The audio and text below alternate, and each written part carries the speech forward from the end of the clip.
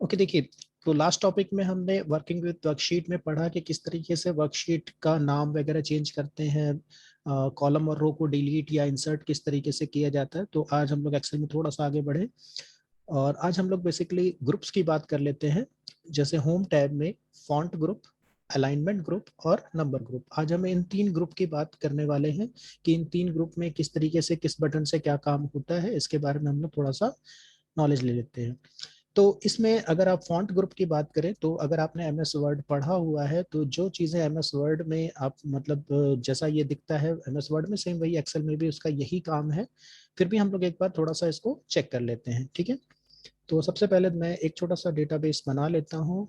तो जैसे वर्ड में हम लोग करते थे रैंड कमांड चलाते थे, वैसे यहाँ पे हमारे पास डेटा लिखने के लिए सिंपल सा जनवरी और संडे मंडे है, ठीक है।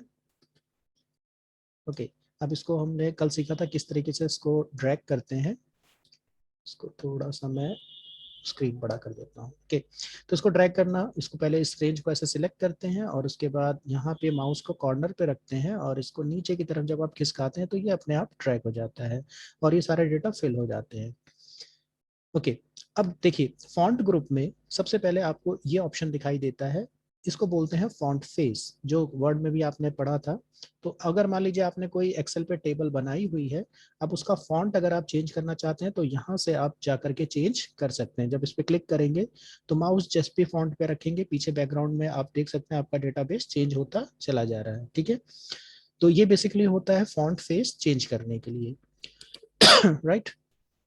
ओके, नेक्स्ट, ये जो बटन आप देख रहे हैं ये फॉन्ट साइज बढ़ाने और घटाने के लिए। तो जब आप इस पर क्लिक करेंगे तो यहाँ से नीचे ऊपर करेंगे तो जैसे जैसे नीचे जाएंगे वैसे वैसे फॉन्ट की साइज बढ़ती जाएगी और जैसे जैसे आप ऊपर जाएंगे फॉन्ट की साइज घटती जाएगी। और सेम ये भी फॉन्ट इंक्रीज और डिक्रीज करने के लिए ही बटन्स होते हैं। इंक्रीज फॉन्ट साइज पे क्लिक करेंगे तो फॉन्ट साइज बढ़ती जाएगी और इस पे क्लिक करेंगे तो फॉन्ट साइज घटती जाएगी।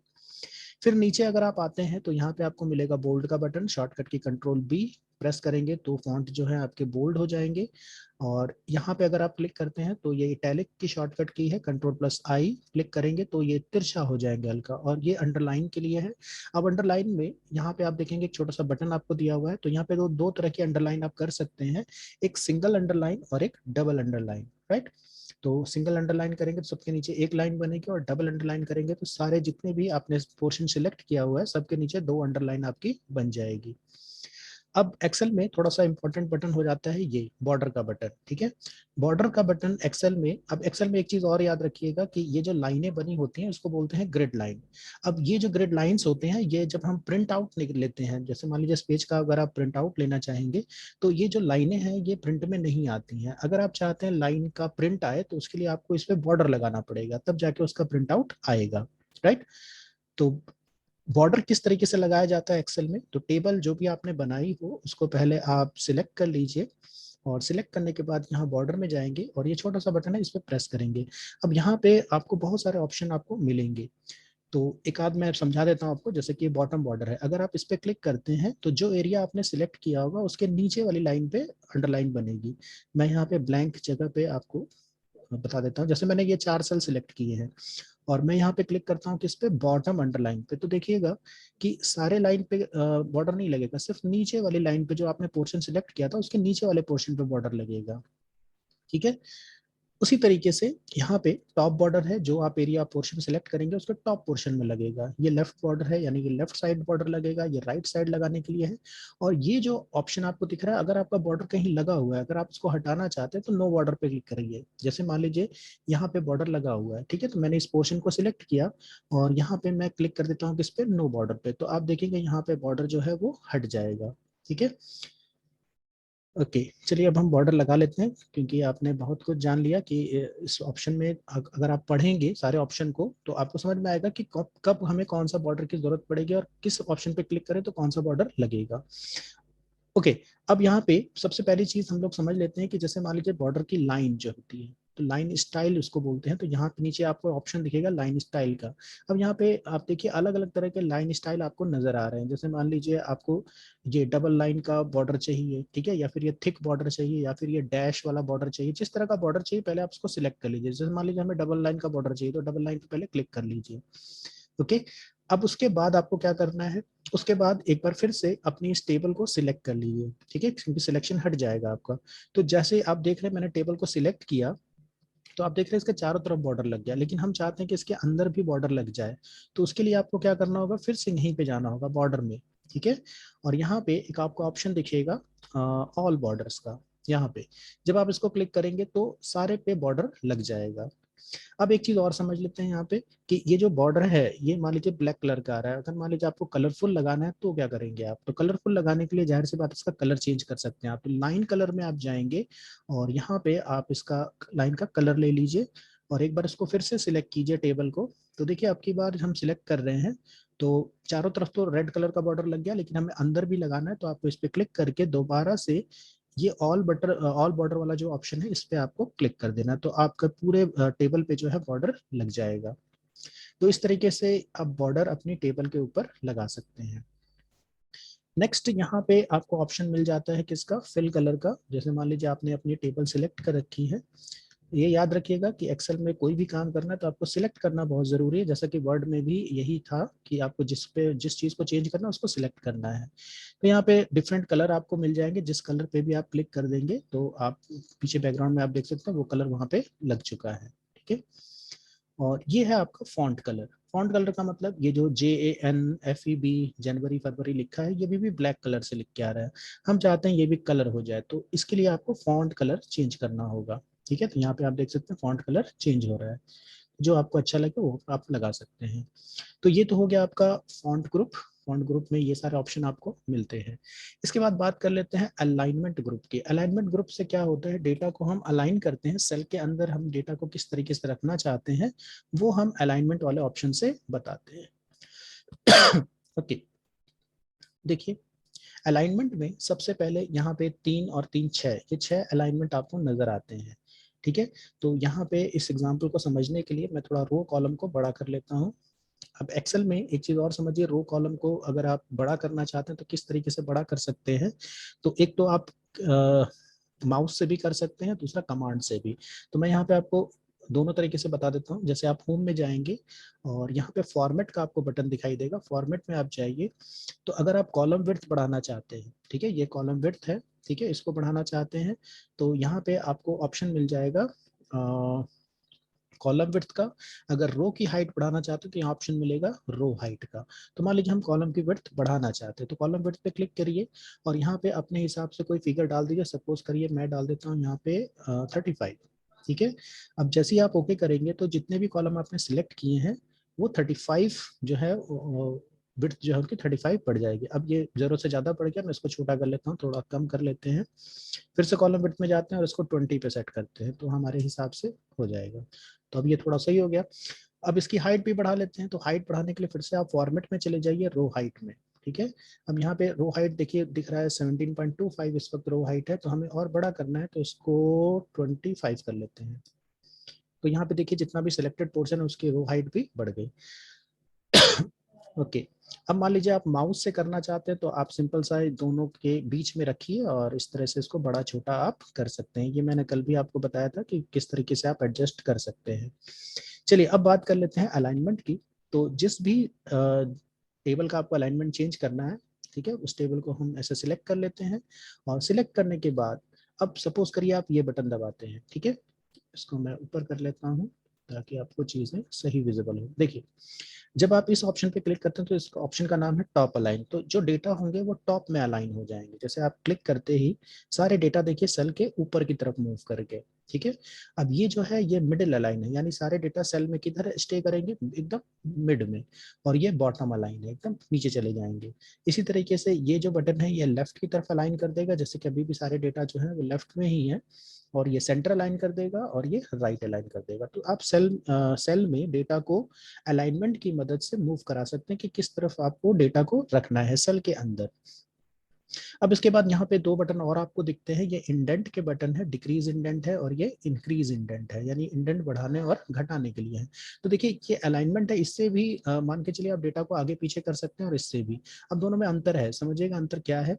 तो इससे धीरे धीरे डेटा पीछे जाएगा, देखिए यहाँ से जैसे जैसे क्लिक कर रहे हैं धीरे धीरे पीछे जा रहा है। तो मान लीजिए आपको ना तो लेफ्ट में रखना है ना सेंटर में रखना है, तो आप इंडेंट की मदद से अपने हिसाब से डेटा को अलाइन कर सकते हैं। ये आगे ले जाने के लिए है और ये पीछे की तरफ, ठीक है।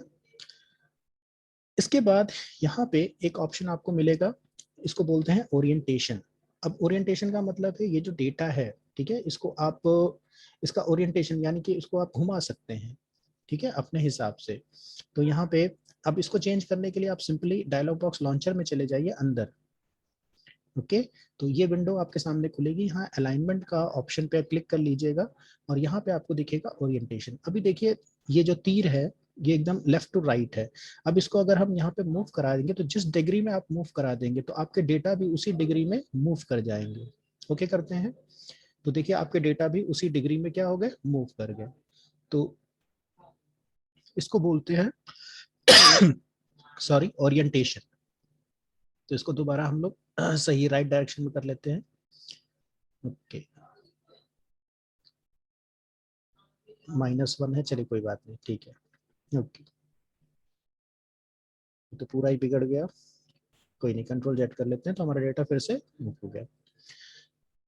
यहाँ पे एक ऑप्शन आपको इम्पोर्टेंट वन wrap टेक्स्ट का ऑप्शन दिखता है। अब ये wrap टेक्स्ट का मतलब क्या होता है? wrap टेक्स्ट का मतलब ऐसे समझिए कि जब भी एक्सेल में नॉर्मली अगर आप टाइप करते हैं, कोई भी चीज आप टाइप करेंगे, तो एक्सेल की खासियत होती है कि जैसे जैसे आप डेटा टाइप करेंगे तो ये सारी दीवारों को तोड़ते हुए आगे बढ़ेगा, ठीक है। जैसे एग्जांपल के तौर पे मैं लिखता हूँ मुकेश, तो देखिए जैसे मैंने कुमार लिखा तो वो जो बीच में पार्टीशन थी उसको तोड़ के आगे बढ़ गया, ठीक है। देखिए, तो वो डेटा ना एक्सेल में जो सेटिंग होती है वो क्या होती है, बाय डिफॉल्ट वो सबको मर्ज करते हुए आगे बढ़ जाता है, ठीक है। लेकिन हम चाहते हैं कि डेटा इस तरीके से हमारा लिख के ना आए। हम चाहते क्या है, हम चाहते हैं कि जो हमारा डेटा है वो क्या हो, नीचे की तरफ जाए, आगे की तरफ ना जाए। तो उसके लिए आप क्या कर सकते हैं, ये ऑप्शन को ऑन कर सकते हैं। इस ऑप्शन का नाम है wrap टेक्स्ट। अगर किसी सेल की प्रॉपर्टीज आप wrap टेक्स्ट पे सेट कर देते हैं, तो अब अगर हम डेटा लिखते हैं, सपोज हम यही नाम लिखते हैं मुकेश कुमार, तो आपने देखा कि मुकेश जो कुमार हमने लिखा तो वो आगे की तरफ नहीं गया बल्कि नीचे की तरफ गया, राइट। अब आप जितना भी लिखेंगे वो नीचे की तरफ ही जाएगा। और जाहिर सी बात है इस डेटा को पूरा देखने के लिए आपको इस रो की हाइट को बड़ा करना पड़ेगा। तो यहाँ से आप इस रो की हाइट को बड़ा करेंगे तो आपको ये पूरा नाम दिखाई देगा। अभी भी पूरा नहीं दिखाई दे रहा है, अब दिखाई देगा हमें पूरा नाम, राइट। तो इसको बोलते हैं wrap टेक्स्ट, यानी जो सेल का डेटा होगा वो नीचे की तरफ जाएगा, आगे की तरफ नहीं जाएगा। एक इंपॉर्टेंट ऑप्शन यहाँ पे आपको दिखेगा मर्ज एंड सेंटर। ये मर्ज एंड सेंटर क्या चीज है, तो मर्ज एंड सेंटर बेसिकली आप मान लीजिए कोई भी सेल है उसके पार्टीशन को मर्ज करके एक सेल में कन्वर्ट करना चाहते हैं तो आप किसका यूज करेंगे, मर्ज एंड सेंटर का। किस तरीके से करना है, तो मान लीजिए जिस सेल को आपको मर्ज करना है उनको बस इस तरह से आप सिलेक्ट कर लीजिए और ये बटन आप प्रेस कर दीजिए। तो ये हो गया आपका मर्ज एंड सेंटर, यानी डेटा क्या हो गया, मर्ज हो गया और एकदम सेंटर में आ गए। उसी तरीके से अगर आप इसको अनमर्ज करना चाहते हैं, यानी जैसे ये पहले था वैसा ही अगर आप करना चाहते हैं तो इस पर दोबारा क्लिक कर दीजिए। तो ये दोबारा ही इसमें जो पार्टीशन होंगे वो हट जाएंगे, तो इसको बोलते हैं अनमर्ज करना। तो याद रखिएगा मर्ज भी इसी बटन से होता है और अनमर्ज भी इसी बटन से होता है। इसके अलावा इस बटन में, इस ऑप्शन में आप जाएंगे तो यहाँ पे एक ऑप्शन आपको मिलेगा मर्ज अक्रॉस का। ये भी एक इंपॉर्टेंट ऑप्शन है। देखिए इसका काम क्या है, तो सपोज करिए कि आपके पास डेटा है, मैं दूसरी शीट इंसर्ट कर लेता हूँ, यहाँ पे बहुत ज्यादा वो हो गया। जैसे मान लीजिए ये आपका सेल है, अब मान लीजिए हम चाहते हैं कि कॉलम तो हट जाए, यानी कॉलम मर्ज हो जाए लेकिन रो मर्ज ना हो। जैसे फॉर एग्जांपल अगर आप इस एरिया को, ये वाली एरिया माने मैंने सिलेक्ट किया और हम अगर ये बटन दबा देते हैं तो क्या होगा, ये सब कुछ मर्ज हो जाएगा। लेकिन हम चाहते हैं कि जो रो है वो रहे लेकिन कॉलम हट जाए। तो उसके लिए आप क्या, कौन सा बटन प्रेस कर सकते हैं, यहाँ पे क्लिक कीजिएगा और ये मर्ज अक्रॉस वाला बटन प्रेस करिएगा। इससे क्या होगा कि आपके जितने भी कॉलम होंगे वो मर्ज हो जाएंगे लेकिन रो आपके एज इट इज रहेंगे। जैसे रूलर वाली कॉपी आप यूज करते हैं तो ये उस तरह का बन जाएगा, ठीक है। तो ये भी एक इंपॉर्टेंट ऑप्शन है इसमें, मर्ज अक्रॉस। तो इसको आप ध्यान रखेंगे, मर्ज अक्रॉस का यूज। इसके बाद हम लोग बात कर लेते हैं नंबर ग्रुप की। अलाइनमेंट ग्रुप के बाद जो आपका नेक्स्ट ग्रुप दिख रहा है नंबर ग्रुप। अब नंबर ग्रुप का क्या काम है और किस तरीके से इसको यूज किया जाता है वो समझते हैं। सबसे पहले यहाँ पे आपको एक ऑप्शन दिख रहा है किसका, अकाउंटिंग नंबर फॉर्मेट। ये करेंसी का सिंबल है बेसिकली, ठीक है। या इससे पहले हम लोग इसके बारे में समझ लेते हैं। जब आप यहाँ जनरल पे क्लिक करेंगे तो बाय डिफॉल्ट एक्सेल की जो सेटिंग होती है, यानी कि हर सेल जो होता है वो जनरल पे सेट होता है। जनरल का मतलब आप कोई भी डेटा लिखेंगे अभी मना नहीं करेगा, और जैसा लिखेंगे वैसा ही लिखेगा, ठीक है। जैसे मान लीजिए यहाँ पे मैंने नंबर टाइप किया, तो जो आप टाइप करेंगे वही आपको दिखाई देगा। आप अमित लिखेंगे, जो आप टाइप करेंगे वही आपको यहाँ पे विजिबल होगा। लेकिन अगर आप इस सेल का फॉर्मेट चेंज करते हैं, ठीक है, सपोज करिए जनरल से आप कुछ और कर देते हैं, तब डेटा उसी हिसाब से आपका मूव करेगा। देखिए यहाँ पे कितने तरह की सेटिंग है। तो यहाँ पे जब आप इसको क्लिक करेंगे तो यहाँ पे number, currency, accounting, short date, long date, कई तरह की सेटिंग है। यहाँ पे एक एक करके समझते हैं किस सेटिंग का क्या मतलब है। तो जनरल तो मैंने आपको बताया कि नॉर्मली सेटिंग किस पे रहती है, जनरल पे, ठीक है। कोई स्पेसिफिक फॉर्मेट उसका नहीं रहता, कुछ भी डेटा आप यहाँ पे फिल कर सकते हैं। लेकिन अगर आपने किसी सेल का फॉर्मेट क्या कर दिया, नंबर कर दिया, फॉर एग्जांपल ये रेंज मैंने सिलेक्ट की, ठीक है, और इस पूरी रेंज का मैंने फॉर्मेट क्या कर दिया, नंबर कर दिया। यहाँ पे मैंने नंबर पे क्लिक कर दिया। तो अब होगा क्या, तो अब जब आप इसमें डेटा लिखेंगे इस पर्टिकुलर सेल में, जैसे मान लीजिए मैंने 54 लिखा, जैसे ही आप एंटर प्रेस करेंगे तो आपको चीजें कुछ इस तरीके से दिखाई देंगी। क्या दिखाई दिया हमें, 54 और डेसिमल के बाद 2 जीरो लग गए, राइट। इसका क्या मतलब है, तो देखिए जब आप डायलॉग बॉक्स लॉन्चर पे जाएंगे तो यहाँ पे देखिए ये नंबर पे सिलेक्ट है, यानी ये जो हमारा कर्सर है इस वक्त जिस सेल पे है उसमें हमने नंबर फॉर्मेटिंग डाली हुई है। तो नंबर फॉर्मेटिंग डालने से होगा क्या, डेसिमल प्लेस, और यहाँ लिखा है 2, तो 2 का मतलब है डेसिमल के बाद 2 जीरो लगेंगे। अगर आप यही सेटिंग किस पे रखते हैं, 3 पे, तो डेसिमल के बाद 3 जीरो लग जाएंगे। 4 पे करेंगे तो 4 जीरो लग जाएंगे।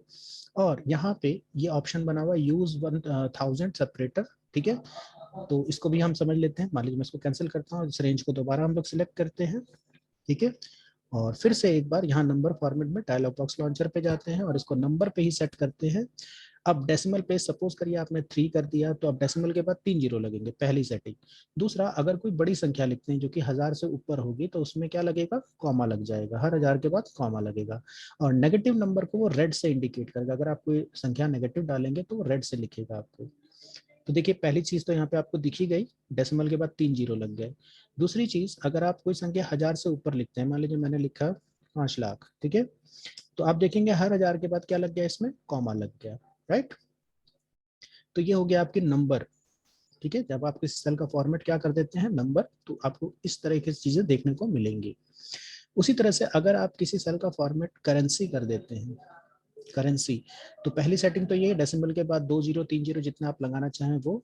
और दूसरा यहाँ पे सिंबल भी लगा सकते हैं, ठीक है। जैसे मान लीजिए हम लोग इंडिया में रहते हैं तो हम लोग यहाँ पे इंडियन करेंसी सेट करते हैं। तो इंडिया आपको नीचे कहीं मिलेगा, और नीचे के बहुत नीचे आ गए, यहाँ पे नहीं है, पर ही होगा, इधर ही कहीं होना चाहिए। इंडियन करेंसी हिंदी वाला भी मिल जाए,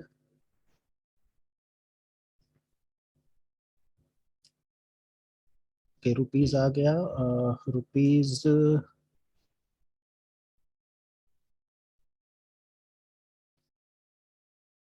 के नीचे ही है शायद।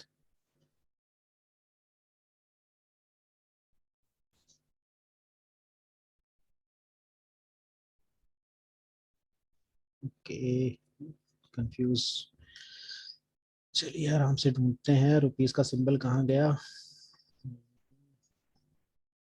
रुपीस तमिल, पाकिस्तानी, कि मेरे एक्सेल में लग रहा है इंग्लिश वाला नहीं है क्या, थोड़ा सा और ऊपर ढूंढ लेते हैं। चलिए ऊपर नहीं है, एक बार नीचे भी देख लेते हैं, शायद नीचे हो। अच्छा इस, चलिए कोई बात नहीं, अगर हमें नहीं मिल रहा है तो हम लोग फिलहाल क्योंकि,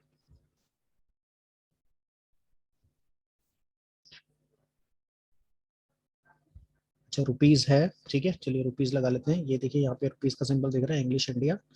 ओके, तो अब यहाँ पे जैसे ओके करेंगे तो यहाँ पे देखिएगा कि जब हम अगर कोई भी वैल्यू लिखते हैं, ठीक है, मान लीजिए हमने 4000 लिखा, तो यहाँ पे आप देखेंगे एक तो यहाँ पे रुपीस का सिंबल लग के आएगा। 1000 के बाद कॉमा लग के आएगा और डेसिमल के बाद 2 जीरो लग के आएंगे। तो हालांकि आपने देखा कि हमने टाइप किया सिर्फ 4000 और बाकी की चीज अपने आप लग गई।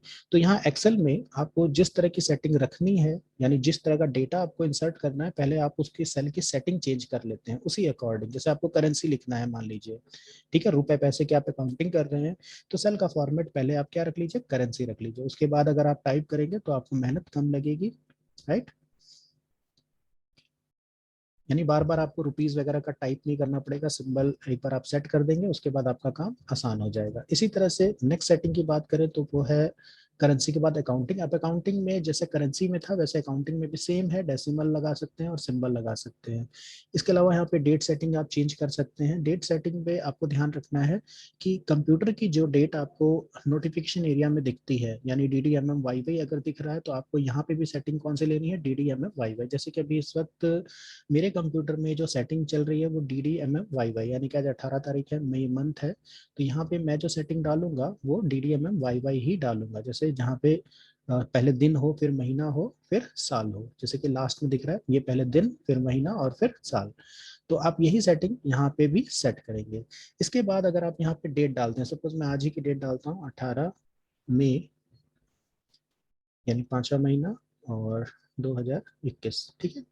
तो होगा क्या कि जैसे आप एंटर प्रेस करेंगे तो जो महीना होगा वो मई में, जैसे हमने लिखा था 5, तो 5 की जगह यहाँ पे क्या हो जाएगा, अपने आप को क्या पकड़ लेगा, मई, ठीक है। तो ये आप डेट की सेटिंग डालेंगे उसी अकॉर्डिंग ये चेंज होता है। ओके, नेक्स्ट हम लोग बात करते हैं जिस तरह से आपका डेट है उसी तरीके से टाइम भी चलता है, ठीक है। परसेंटेज, परसेंटेज में भी खास बात ये है कि अगर आप यहाँ पे पहले परसेंटेज सेट कर देते हैं, जैसे ये रेंज मैंने सिलेक्ट कर रखी है और यहाँ मैंने परसेंटेज पे सिलेक्ट कर लिया कि मैंने परसेंटेज चाहिए, परसेंटेज में अगर आपको डेसिमल के बाद 0 चाहिए तो 2 रखिए और नहीं तो इसको 0 पे सेट कर दीजिए और ओके कर दीजिए। फायदा क्या होगा कि जब भी आप यहाँ पे कोई भी वैल्यू लिखेंगे तो आप देखेंगे उसके साथ परसेंट का साइन लग के आएगा, आपको टाइप करने की जरूरत नहीं है परसेंट, वो अपने आप यहाँ पे लग के आएगा, ठीक है। तो ये है परसेंटेज। परसेंटेज के बाद नेक्स्ट हम लोग बात कर लेते हैं फ्रैक्शन की। अब ये फ्रैक्शन क्या चीज़ है, फ्रैक्शन का मतलब है जैसे कभी भी हम कोई भी डेटा लिखते हैं अपॉन में, जैसे 1/2, 3/4, ठीक है। तो किसी भी डेसिमल वाली डेटा, यानी कि यहाँ पे अगर कोई भी वैल्यू आप डेसिमल में लिखेंगे तो उसको फ्रैक्शन में चेंज कर देगा, राइट। जैसे फॉर एग्जाम्पल, हाँ मैं ओके करता हूँ इसको। अब जैसे मैं यहाँ पे लिखता हूँ 2.5, 2.5, तो ये जो संख्या मैंने लिखी है वो डेसिमल में लिखी है, लेकिन एक्सेल हमारे लिए क्या करेगा, इसको फ्रैक्शन में चेंज कर देगा। तो यहाँ पे देखिए 2 और 1/2, यानी इसको हिंदी में आप क्या पढ़ते हैं, 2 सही 1/2, ठीक है। तो ये फ्रैक्शन में चेंज हो गया, यानी एक्सेल में किसी भी डेटा को आपको फ्रैक्शन में चेंज करना हो तो आप पहले सेल की सेटिंग क्या कर लेंगे, फ्रैक्शन पे चेंज कर लेंगे। नेक्स्ट देखिए और सेटिंग क्या हो सकती है यहाँ पे। उसके बाद है साइंटिफिक। अब साइंटिफिक तो मुझे आज तक समझ में नहीं आया तो मैं आपको ये समझा नहीं पाऊंगा क्या है ये। बेसिकली आप साइंटिफिक पे ओके करके कोई भी डेटा लिखेंगे तो आपको कुछ इस तरह की चीजें दिखाई देंगी। जैसे मैंने 76 लिखा तो वो कुछ इस तरीके से इसको लिख देता है, ये साइंटिफिक है, साइंटिस्ट लोग ही समझ सकते हैं क्या चीज है। आगे बढ़ते हैं हम लोग, ठीक है। इसके बाद है आपका, सॉरी, हाँ यहाँ पे क्लिक करना है। इसके बाद देखिए साइंटिफिक के बाद है टेक्स्ट। अब टेक्स्ट में क्या होगा, तो टेक्स्ट में ये बेसिकली सेल फॉर्मेट हम कब रखते हैं, जब आप इस पर्टिकुलर सेल में क्या लिखना चाहते हैं, कोई टेक्स्ट लिखना चाहते हैं, ठीक है। तो अगर आप कोई टेक्स्ट लिखेंगे तब तो ठीक, लेकिन अगर आप यहाँ पे कोई नंबर लिखेंगे तो वो आपको एक एरर शो करेगा। एरर आपको यहाँ कॉर्नर पे ऊपर दिखाई देगा, यानी एक्सेल बोल रहा है कि यहाँ पे क्या है, the number in this cell is formatted as text is preceded by an apostrophe, यानी कि इस सेल का जो फॉर्मेट आपने रखा है वो क्या रखा हुआ है, टेक्स्ट, और आप इसमें लिख क्या रहे हैं, नंबर। तो वो बता रहे हैं कि आप ये डेटा जो है इसको सही कर लीजिए, ठीक है। तो अगर आप इग्नोर करना चाहते हो तो यहाँ इग्नोर एरर का बटन आता है, इस पर क्लिक कर दीजिए तो वो एरर हट भी जाएगा। नेक्स्ट देखिए क्या है, नेक्स्ट हमारा है इसमें टेक्स्ट के बाद स्पेशल। अब स्पेशल का यूज बेसिकली टेलीफोन नंबर वगैरह, जिप कोड वगैरह लिखने के लिए होता है, ठीक है। जैसे आप कहीं का भी मान लीजिए फोन नंबर वगैरह आप लिखना चाहते हैं तो यहाँ पे फोन नंबर पे सेट कीजिए। तो उसकी सेटिंग क्या होती है कि जब भी आप कोई इंटरनेशनल नंबर लिखते हैं, जैसे मैं रेंडमली यहाँ पे कोई नंबर लिखता हूँ तो वो इसको कुछ इस तरीके से कन्वर्ट कर देता है। देखिए पहले जो 2 डिजिट है वो क्या बना देता है, उसको ISD कोड, और फिर नेक्स्ट 3 डिजिट जो है वो आपका स्टेट कोड हो जाएगा, और उसके बाद जो बाकी के डिजिट होंगे वो आपका फोन नंबर हो जाएगा। तो ये फोन नंबर वगैरह लिखने के लिए इस सेटिंग का यूज किया जाता है। और लास्ट में जो है वो आपका कस्टम नंबर फॉर्मेट है। स्पेशल के बाद क्या है, custom. Custom number format basically किस लिए यूज किया जाता है, इसको आगे हम लोग पढ़ेंगे कस्टम नंबर फॉर्मेट। तो आप अगर कोई फॉर्मूला वगैरह यहाँ पे लिखना चाहते हैं तो आप यहाँ पे लिख सकते हैं अपने नंबर के फॉर्मेटिंग के हिसाब से। जैसे यहाँ पे डिफरेंट कोड दिए हुए हैं, तो इसको हम लोग आगे समझेंगे कि इस कोड का क्या मतलब है, किस तरीके से इसको इस्तेमाल किया जाता है। ठीक है, तो ये था आपका नंबर फॉर्मेट। अब नंबर फॉर्मेट में ही यहाँ पे मैंने सब कुछ देख लिया है। जैसे ये करेंसी का सिंबल अगर आप डालना चाहते हो तो यहाँ से भी डाल सकते हैं। परसेंटेज अगर आप डालना चाहते हो तो इस पर क्लिक कर दीजिए, आपका सेल फॉर्मेट परसेंटेज में कन्वर्ट हो जाएगा। ये सेपरेटर है जो 1000 के बाद आप कॉमा यूज कर रहे थे, ये उसी के लिए ऑप्शन है, कॉमा स्टाइल। ठीक है, अब यहाँ पे ये जो दिख रहा है आपको, ये डेसिमल के बाद जो डिजिट वैल्यूज हैं उसको डिक्रीज या इंक्रीज करने के लिए। जैसे यहाँ पे डेसिमल के बाद आप देख रहे हैं 3 डिजिट हैं, अगर आप इसको डिक्रीज करना चाहते हो तो ये बटन आप प्रेस करेंगे। सॉरी, ये इंक्रीज है, ये डिक्रीज करने के लिए, तो यहाँ पे ये डिक्रीज हो जाएगा, और इस बटन को करेंगे तो ये इंक्रीज हो जाएगा। राइट, तो डेसिमल की वैल्यू को जो है इंक्रीज डिक्रीज करने के लिए ऑप्शन है। मेनली जो है आपका नंबर फॉर्मेट में डायलॉग बॉक्स पे क्लिक करेंगे तो यही डिफरेंट तरह के क्या है, नंबर फॉर्मेट है। यानी एक्सेल में जो डेटा हम लोग लिखते हैं उसकी फॉर्मेटिंग क्या सेट करना चाहते हैं वो आप यहाँ से चेक कर सकते हैं, किस तरीके से डेटा को हम सेट करते हैं। ओके, तो आज के लिए बस इतना ही। हमने आज पढ़ा फॉन्ट ग्रुप, अलाइनमेंट ग्रुप और नंबर ग्रुप। और नेक्स्ट टॉपिक में हम लोग पढ़ेंगे कैलकुलेशन, यानी नॉर्मल कैलकुलेशन एक्सेल में किस तरीके से होती है, डेटा को किस तरीके से प्लस माइनस इनटू डिवाइड किया जाता है, ये हम लोग नेक्स्ट टॉपिक में पढ़ेंगे। राइट।